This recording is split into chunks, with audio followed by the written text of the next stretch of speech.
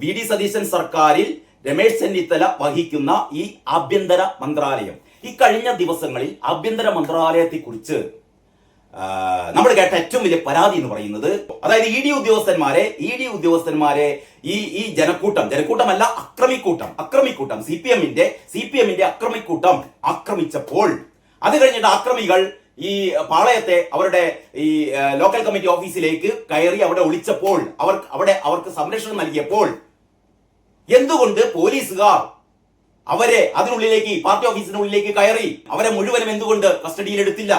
അല്ലെങ്കിൽ ഈ പറയുന്ന ഈ ആക്രമണം നടത്തിയ ഈ SFI ഗുണ്ടകളെ അല്ലെങ്കിൽ CPM ഗുണ്ടകളെ എന്തുകൊണ്ട് അവർ തടഞ്ഞില്ല? വേണ്ട രീതിയിൽ പ്രതിരോധിച്ചില്ല.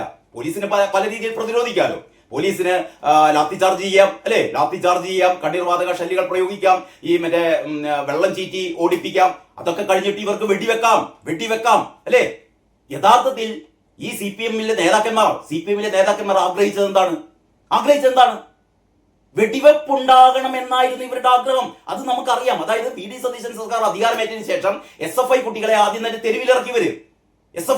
തെരുവിലിറക്കിക്കൊണ്ട് പോലീസിന് നേരെ കുപ്പിയേറി വലിച്ചെറിയുക, കല്ലുകൾ വലിച്ചെറിയുക, വട്ടികൾ വലിച്ചെറിയുക എന്ന് പറഞ്ഞാൽ പോലീസിനെ ആക്രമിക്കുക. എന്നിട്ടും പോലീസ് സംയമനം പാലിച്ചു.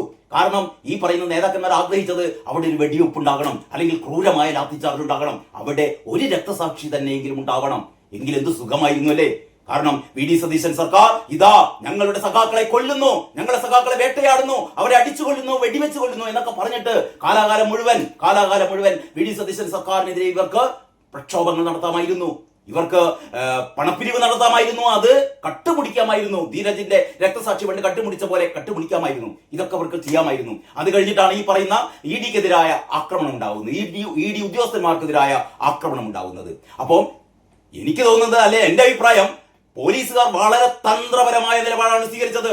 അവർ ഈ രീതിയിൽ ഏറ്റവും ശക്തമായ ആക്രമണങ്ങൾ, അല്ലെങ്കിൽ ഇവരെ അടിച്ചോടിക്കുക, അല്ലെങ്കിൽ വൻ ലാത്തി ചാർജ് നടത്തുക, ടിയർ ഗ്യാസ് പ്രയോഗിക്കുക, വെടിവെച്ച് കൊല്ലുക, ഇതൊന്നും പോലീസ് ചെയ്തിട്ടില്ല. പോലീസ് സംയമനം പാലിച്ചു. കാരണം പോലീസിനോട് ഈ നേതാക്കന്മാർ പറഞ്ഞിരിക്കുന്നു, ഞങ്ങൾ പ്രകോപനമൊന്നും ഉണ്ടാക്കില്ല. അതും വിശ്വസിച്ച് പോലീസുകാർ. അതുമല്ല, ഇവര് അഭയം തേടിയപ്പോൾ, ഈ പാർട്ടി ഓഫീസിൽ അഭയം തേടിയപ്പോൾ നേതാക്കന്മാർ പറഞ്ഞു ഇങ്ങോട്ടേക്ക് കയറരുത്. പോലീസിന് കയറാമായിരുന്നു, പോലീസിന് ഇരച്ച് കയറാമായിരുന്നു, തല്ലി ചതയ്ക്കാമായിരുന്നു, പിടിച്ചുകൊണ്ട് പോരാമായിരുന്നു, വീണ്ടും പ്രതിരോധിച്ചാൽ വെടിവെക്കാമായിരുന്നു അല്ലേ? ഇതൊന്നും ചെയ്തില്ല. ഇതൊക്കെ ചെയ്തിരുന്നെങ്കിലോ ഇന്ന് എന്തായിരിക്കും സ്ഥിതി? ഒന്ന് ആലോചിച്ച് നോക്കിയേ. വി ഡി സതീശൻ സർക്കാരിന്റെ പോലീസിന്റെ എന്താ പറയാ നരനായാട്ട് അല്ലേ? രമേശ് ചെന്നിത്തലയുടെ പോലീസിനെ കയറൂരി വിട്ടിരിക്കുകയാണ്, തല്ലി ചതച്ചു എന്നൊക്കെയല്ലേ പറയാ. ഇതല്ലേ പാലിയത്തുകാവിൽ നടന്നത്? പാലിയത്തുകാവില്, അതായത് സത്യപ്രതിജ്ഞ ചെയ്ത് അധികാരമേറ്റ ആ ദിവസം മണിക്കൂറുകൾ കഴിയും മുമ്പ് പാലിയത്തുകാവില് പോലീസുകാർ ബലം പ്രയോഗിച്ച് അവിടെ കുടിയൊഴിപ്പിച്ചപ്പോൾ, ആരുടെ നിർദ്ദേശപ്രകാരം? സുപ്രീം കോടതിയുടെ നിർദ്ദേശപ്രകാരം അവിടെ കുടിയൊഴിപ്പിക്കാൻ എത്തിയപ്പോ എന്തൊക്കെയാ പറഞ്ഞത്? യഥാർത്ഥത്തിൽ അവിടെ പോലീസുകാർ അത്ര വലിയ മൃഗീയമായ ആക്രമണങ്ങളൊന്നും നടന്നിട്ടില്ല. കാരണം ഇവരുടെ വാക്കുകൾ വിശ്വസിക്കേണ്ട. വീണ ജോർജിന്റെ കാര്യം നമുക്കറിയാലോ. വീണ ജോർജിന്റെ കഴുത്ത് ഒടിച്ചു, മടക്കി, തിരിച്ചു, ഒടിച്ചു, മുറിച്ചു കൊണ്ടുപോയി ഇതൊക്കെ പറഞ്ഞ ടീമാണ്. ചാവേർ ആക്രമണം എന്നൊക്കെ പറഞ്ഞ ടീമാണ്. അപ്പൊ ഇവരുടെ വാക്കുകളൊന്നും വിശ്വസിക്കേണ്ട. ഞാൻ പറഞ്ഞുകൊണ്ട് വരുന്നത് ഇത്രയേ ഉള്ളൂ. അതായത് ആഭ്യന്തര വകുപ്പ് എന്ന് പറഞ്ഞാൽ ഏറ്റവും കൂടുതൽ പഴി കേൾക്കേണ്ട വകുപ്പാണ്. പക്ഷേ രമേശ് ചെന്നിത്തല ഈ കഴിഞ്ഞ 3 ആഴ്ച കൊണ്ട് വളരെ തന്ത്രപരമായിട്ടാണ് രമേശ് ചെന്നിത്തല ആഭ്യന്തര വകുപ്പ് മുന്നോട്ട് കൊണ്ടുപോകുന്നതെന്ന് പറയാതെ വൈകി കേട്ടോ. നിങ്ങൾ കുറ്റം പറഞ്ഞോ ഈ പോലീസ് ഉണർന്ന് പ്രവർത്തിച്ച് അവിടെ പോയ ഈ പറയുന്ന പാർട്ടി ഓഫീസിൽ ഒളിച്ചിരുന്ന ഈ പറയുന്ന ആക്രമണകാരികളെ പിടികൂടിയില്ല, ഈ തെമ്മാടികളെ പിടികൂടിയില്ല എന്നൊക്കെ നിങ്ങൾക്ക് പറയാം. പക്ഷേ പിടിയിലായല്ലോ, 26 പേർ പിടിയിലായല്ലോ, 300ഓളം പേർക്കെതിരെ കേസെടുത്തല്ലോ, ഇനിയും പിടിക്കാനുണ്ട്. അത് കഴിഞ്ഞിട്ട് അപ്പൊ പോലീസിന്റെ അത്തരത്തിൽപ്പെട്ട ഒരു ക്രമസമാധാന പ്രശ്നങ്ങളുടെ കാര്യത്തിൽ 100ൽ 100 മാർക്ക് ഞാൻ രമേശ് ചെന്നിത്തല കൊടുക്കുകയാണ്.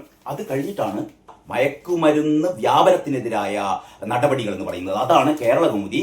കുടുങ്ങാനുണ്ട് ലഹരി മാഫിയ വൻ സ്രാവുകൾ, ഓപ്പറേഷൻ തൂഫാൻ ഇന്ന് തുടക്കം. ഓപ്പറേഷൻ തൂഫാൻ നമ്മുടെ കലാലയങ്ങളിൽ നിന്ന്, നമ്മുടെ സ്കൂളുകളിൽ നിന്ന്, നമ്മുടെ കോളേജുകളിൽ നിന്ന്, യൂണിവേഴ്സിറ്റികളിൽ നിന്ന് ഇവിടെ മയക്കുമരുന്നിന്റെ ഉപയോഗം എത്രമാത്രം കൂടുതലാണ് എന്നുള്ളത് ആരും പറയാതെ നിങ്ങൾക്ക് ഓരോരുത്തർക്കും അറിയാം.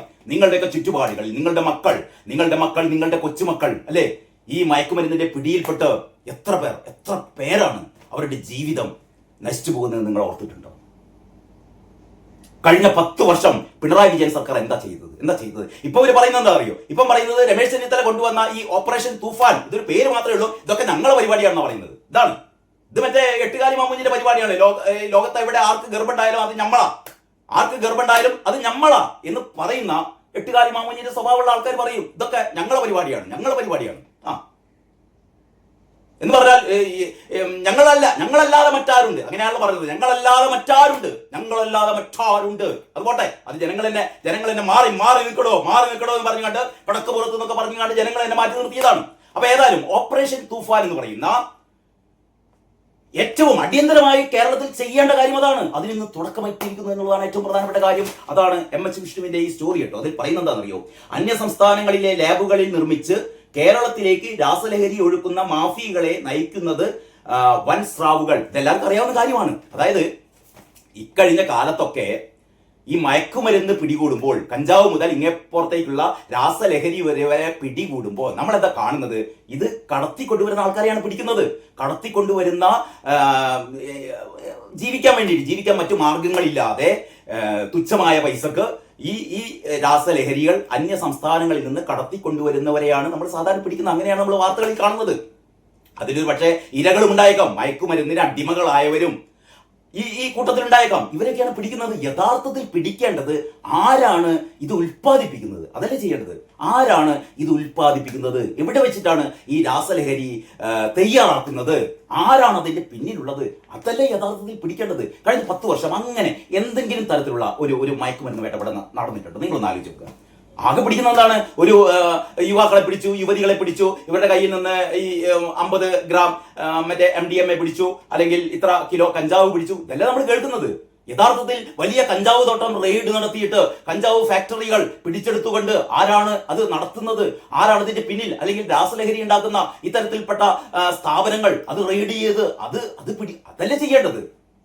അത് ചെയ്യാൻ ഇതുവരെ പിണറായി വിജയൻ സർക്കാർ തയ്യാറായിട്ടില്ല. അവിടെയാണ് രമേശ് ചെന്നിത്തല വേറെറുക്കാൻ പോകുകയാണ്. ഈ വാർത്തയിൽ പറയുന്ന ഏറ്റവും പ്രധാനപ്പെട്ട കാര്യം എന്താ അറിയൂ? രാസലഹരി ഉണ്ടാക്കുന്ന ലാബുകൾ കണ്ടെത്താനും മൊത്ത കച്ചവടക്കാരെ പിടിക്കാനും കഴിഞ്ഞിട്ടില്ല ഇതുവരെ കേട്ടോ. ഇതുവരെ എന്തിനു കഴിഞ്ഞിട്ടില്ല? രാസലഹരി ഉണ്ടാക്കുന്ന ലാബുകൾ കണ്ടെത്താനും മൊത്ത കച്ചവടക്കാരെ പിടിക്കാനും ഇതുവരെ കഴിഞ്ഞിട്ടില്ല. ഉറവിടം, കടത്തുക, സംഭരണ, ഉൽപാദന കേന്ദ്രങ്ങൾ എന്നിവയെല്ലാം കണ്ടെത്തി ലഹരി മാഫിയയുടെ വേററുക്കുകയാണ് ആഭ്യന്തര വകുപ്പിന്റെ പൊതുലക്ഷ്യമെന്നാണ് പറയുന്നത്.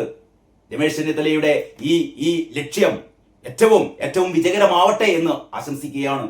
ഇത് പ്രാർത്ഥനയാണ്, കേരളത്തിന്റെ പ്രാർത്ഥനയാണ് കേട്ടോ. കേരളത്തിലെ എല്ലാ അച്ഛനമ്മമാരുടെയും പ്രാർത്ഥനയാണ്.